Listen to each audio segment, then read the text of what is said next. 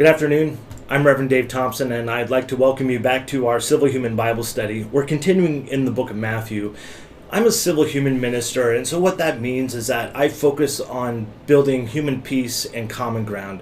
So as a civil human minister, the way that I'm approaching this Bible study is that first I want to build common ground. And so I'm looking at this as a human being, an equal human being across the board, and trying to find those things that I believe can be taken from this text and from these teachings and applied to all humans, regardless of our differences. And then the second is that I want to help create peace. And by doing that, I am going to be civil. And what that means is that I want to respect the basic human needs that we all share. You know, our need to believe what we want to about the big questions that we can't prove to one another. The need to be free from intimidation and bullying. The need to vote, to be intimate, and to love somebody. And last, to live our lifestyle. So I want to respect those things today in these scriptural studies. I also want to encourage you, as we go through this Bible study, I do have the feed up right now, and we will be taking some comments. And if you have any questions, please feel free to post them on the comment section. I'll be monitoring those because I want to reply to people and give some feedback as a result of their questions. And it helps everybody else because I don't always have the right questions or the right answers. And so contributing to this conversation will help us all. And I appreciate you so much for doing that. The next thing I want to do is just give you a quick roadmap of how I do this. So I'll start with reading the passage itself. And then I want to talk about what's happening in this passage up till now. Then I want to talk a little bit about the culture or the textual, like the Greek words that this was written in. If there are things that I believe are helpful to us understanding what's being said, I want to explain those. And then last, I want to give you my paraphrase. That is my translation of this in a way that is acceptable across the board for all human beings, including myself. And give you a couple of walkaway points, things that were really challenging to me or made me think a lot in this passage. So let's go ahead and start by reading the passage. We're Matthew chapter 10, starting with verse 32. And basically in this passage, Jesus is going to be explaining to his disciples the challenges and the rewards of following his example. So verse 32. Therefore, whoever confesses me before men, him I will also confess before my Father who's in heaven. But whoever denies me before men, him I will also deny before my Father who is in heaven. Do not think I came to bring peace to the earth. I did not come to bring peace, but a sword. For I have come to set a man against his father, a daughter against his mother, and the daughter-in-law against her mother-in-law, and a man's foes will be those of his own household. He who loves his father or mother more than me is not worthy of me, and he who loves his son or daughter more than me is not worthy of me. And he who does not take his cross and follow me is not worthy of me. He who finds his life will lose it, and he who loses his life for my sake will find it. So honestly, this was a pretty challenging section to read through because there's some oddities and what would appear at first glance to be some things that are contradictory to what has been taught before. And I think these passages specifically, people tend to take out of context, and they take it for just the translation's value and not understanding what was implied in the language and in the culture of the day, which does really color and give a different perspective on this particular passage. So let me talk a little bit about what's going on in the passage so far. We've been introduced to Jesus. This is Matthew's account of Jesus, who wrote this in the first century in Koine Greek. And he gave us an introduction to Jesus. He told us what Jesus taught, his basic virtues and tenets, his platform, if you will. And that is peacemaking, compassion, humility, self-restraint. Those are virtues that are upheld and create a happy person and a happy life, as Jesus teaches it. And then Matthew shows us who he spends his time ministering to and helping. And it's the sick, it's the outcast, the people that what we would call the church or the religion today have cast away or have basically cast out of their congregations. And we all know individuals who have experienced that. What is refreshing to me is that Jesus is the one who goes to these people, and I love that about Matthew. And now he's sending his disciples, and he's sending them out on their own. He's going to go do his own tour. The disciples are going out, and he's giving them like a pep talk, if you will, but also this sort of warning in the end. And it seems really strange, but I'm glad we get to walk through this today because their meat and in here is really, really great, actually. I want to explain a little bit about prophet. You know, we've heard these terms before, but I want to make sure that we talk about what it meant to them back then and why welcoming a prophet was important. Keep in mind that back in this day, we don't have the internet, we don't have universities, we don't even have public schools, we don't have books or files or Wikipedia or any other means of communicating information to one another. So the only way to be taught is to actually have somebody who's educated come to your house and to teach you. Or in some rare cases, most of the time it would be in like the church is where it would happen, the synagogue of that day. But oftentimes people would take care of prophets and people who were ministering so that they themselves could learn from the prophet what they were teaching, because they wouldn't otherwise have an opportunity to do that. You know, they can't just check out the video a little later in the day. So they really had to take advantage of these opportunities, which is why Jesus is going to talk about how important it is and what kind of a reward comes to those people who actually take care of people ministering. And prophets quickly were essentially the individuals in society, in the Jewish society particularly, but also in a lot of other religions. They were the people who spoke the truth and laid out what would be considered the moral code or brought people back to center. They were the ones who warned society. And so oftentimes they dressed in odd clothes and were trying to make an example of themselves for people to see. And that's the kind of people that Jesus is going to be talking about when he uses the word prophet. Now there's a section, and I want to talk about a couple of the words. There's a section where Jesus says, you know, he who acknowledges me before others, I will acknowledge that person in front of God. And it uses this word confess, which I'll confess was weird because it doesn't seem to connote the same things that the Greek here does. You know, when we hear the word confess, we think of confessing, a murder or confessing a sin or some error or confessing something that we've done in the past. So there's this notion of shame involved in that word, and that's not at all what this Greek word really means. It really has a notion of publicly identifying with somebody, really more of an endorsement. So this is an individual who, when Jesus says confesses me before them, he's not saying, hey, look, you know, I'm a Jesus follower and that's it. He's basically saying everything that I stand for. In those days, remember, the people were the only ones that could actually teach. They didn't have books, again, they didn't have internet or schools. So really, when you were speaking on behalf of somebody, it meant that you were also speaking on behalf of their teachings. So when he's saying that if you confess in front of other people that you are a part of me, it means specifically that they are saying, I agree with his teachings, and I'm all about them, and I'm practicing them. That's what Jesus is really talking about here, not just, preaching on a corner. It's really an active service of doing good works as a minister. And then he says, those who don't confess me, I won't confess before my Father.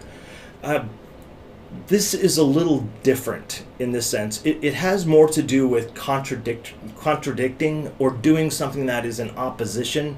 It's not just standing up and saying, no, I'm not a follower of him, which could be, this case, but it's more along the lines of, I don't agree with this person, and my actions don't obviously prove that I'm a follower of him. The next section that I want to talk about is something that was really confusing to me when I started. Jesus says, don't think or don't assume that I've come to bring peace. I've not come to bring peace, but I've come to bring a sword.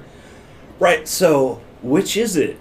Jesus? Is it peacemaking? We are peacemakers, the Sermon on the Mount, that whole thing that you just laid out for everybody and told people that you're all about peace. And now you're saying that you're all about sword and taking violent means to accomplish your task. That's not what's going on here. If we take just literally the words, yes, that would seem to imply that Jesus is endorsing violence to further the kingdom. Unfortunately, there are people, even in our society, who use this passage in particular to justify them taking violent and unethical and unjust means to hold power and sway over individuals so that they will follow this moral code, which in the end is ridiculous because people will only do what they want to do. They may pay lip service, but the only way you get people to change their life is for them to make a positive decision on their own. Violence has never swayed people's opinions. So what is Jesus saying here, right? I mean, what's his point? And this is, it's the same peace that he's talking about with the peacemakers. He hasn't changed the word here. He isn't using any other different word. So that's still complicated. But then he says that I have come to separate the family into parts. This word separate, or set a father against his son, this notion of bringing a person into a division. So it isn't like just bringing a father to be violent against the son. The principle is that Jesus' teachings will cause individuals to become resistant. And even creating peace is something that itself can cause chaos and can cause people to become violent, especially those people who are relying upon the violence to make money or to further themselves or to conduct any other corrupt or unjust service. When we challenge the system, it creates chaos. This is exactly what Jesus is talking about. Yeah, he's here to bring peace, but his message of peace and comfort and grace and forgiveness, these are things that are going to upset the system and are going to make people turn against each other. And I think that we probably see a lot of that here today, that standing up for what is right and what is just and what is appropriate, to call people to peace is not a popular opinion right now. People don't love the idea of making peace because we have so much anger and resentment from the other side. Honestly, in my 20 years of working across the board between disparate and polarized people groups, the truth is that we all really agree on the essential things, that we really don't disagree on many things, that in fact most of the time that division is caused because people are using propaganda and news and media to divide us because it distracts us from whatever it is that they're doing or it gives them some benefit. And then we get this weird Jesus is says that you need to love him more than your mom or your dad or your sister or your brother, and if you don't, then you're not worthy. Well, it's like that seems like a holistically narcissistic thing to say, right? I mean, come on. I love my mom, I love my dad, I love my family. Does that mean that I'm supposed to just hate them? And no, that's not at all what's being implied here. This word for love is, in the Greek, there are a few different ways to express the concept of love. This particular one is called phileo, and what that means, we get philosophy. It's this idea of affection for a good friend, or a sense of agreement and of belonging and affection in an agreement and in a concept. And so what really Jesus is saying is that unless you are willing to uphold these ideals over and above what your family wants you to do, you are not worthy of these ideals. So let's take a quick case in point. Let's say I want to argue for peace. And for me, in this day and age, we've got, pick your poison, right? It's a Christian versus atheist. It's Republican versus Democrat. It's whatever. Pick your division. The reality is that my family or other people's families, I know, would like us to agree with them, right? They, of course, would. They love us. They want us to be in agreement so that there's peace. But sometimes we have to decide to change things. Sometimes we have to uphold the idea of creating peace instead of just making fun of the other side, instead of just downplaying them and ridiculing them and talking about them in terrible ways. That's not going to solve any problem. And for us to uphold these ideals that I think transcend this particular, that transcend faith there and are simple human virtues, that until we're able to put our focus on that above everything else that we align ourselves and provide affection for, then we're not going to be able to accomplish what we need to accomplish. And last, he says a phrase which is familiar to those of you who may come from a Christian background: "Take up your cross. He who is not able to take his cross up and follow me is not worthy of me."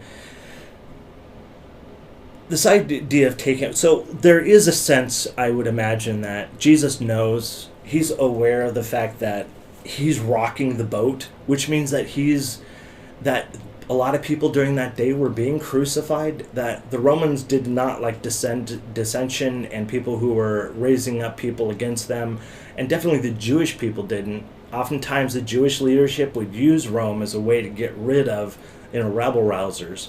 So Jesus had a firm idea that it was likely that his work and ministry would end by giving his life up for these virtues. And so he's telling his disciples, look, if you're going to be a part of this movement, if you're going to uphold these virtues, you have to understand that it's going to cost you something. It will cost you relationships. It will cost you your comfort of just being able to walk around and do whatever you want to do, because people will not like being challenged, and rocking the boat is uncomfortable, and sometimes that means that we will face extreme persecution. And so Jesus is essentially warning them, just be aware of that. Think before you join in and before you take a part in this, that you need to measure the cost and be in it all or not at all. Last, he says, and I'll give you my paraphrase here. Last, Jesus talks about and really praises the individuals who welcome his servants, or his students, his disciples. When they go out, they're supposed to look for people to actually take care of them. And he has this message talking to the people out there. Those of you who provide for these individuals who are giving their life to these virtues, you will have a substantial reward. And he says a prophet's reward and such. And yes, there may be some reward in the spiritual realm for those who come from a faith background, but even from a pragmatic, humanistic perspective and completely secular opinion, when we take people in, when we take and participate in somebody's endeavors to better our society, we will benefit. We share the ability to see and to be encouraged ourselves in what somebody's doing. And even offering them a glass of water is enough to spark something inside of us.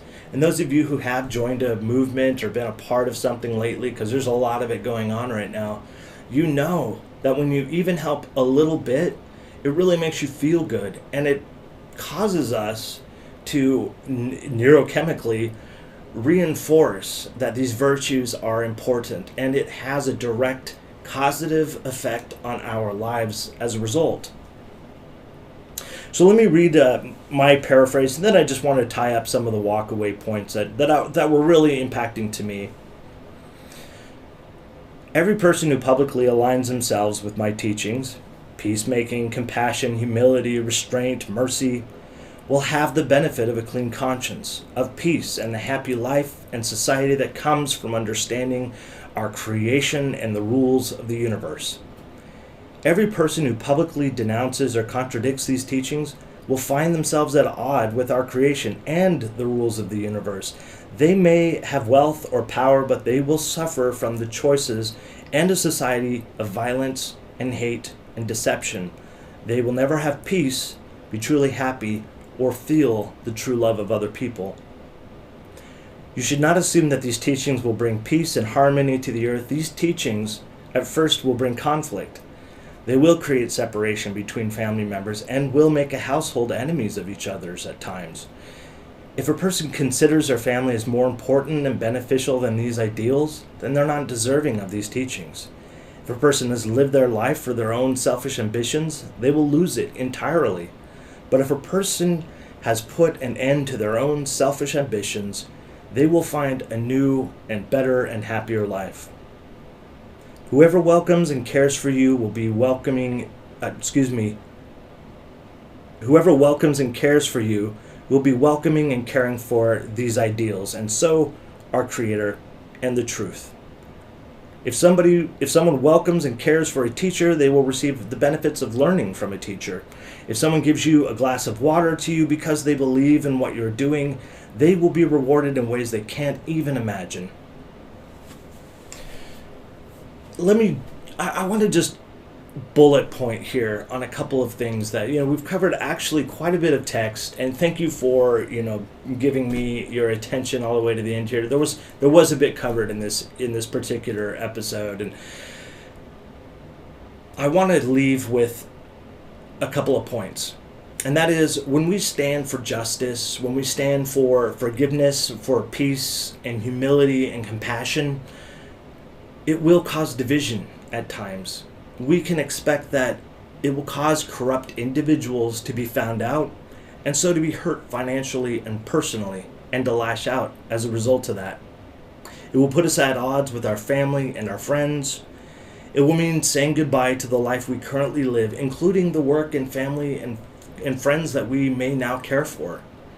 But it will cause our own life and society to come to peace and to be full and to be happy. Thank you so much for being a part of this study today. I really appreciate everybody's contribution.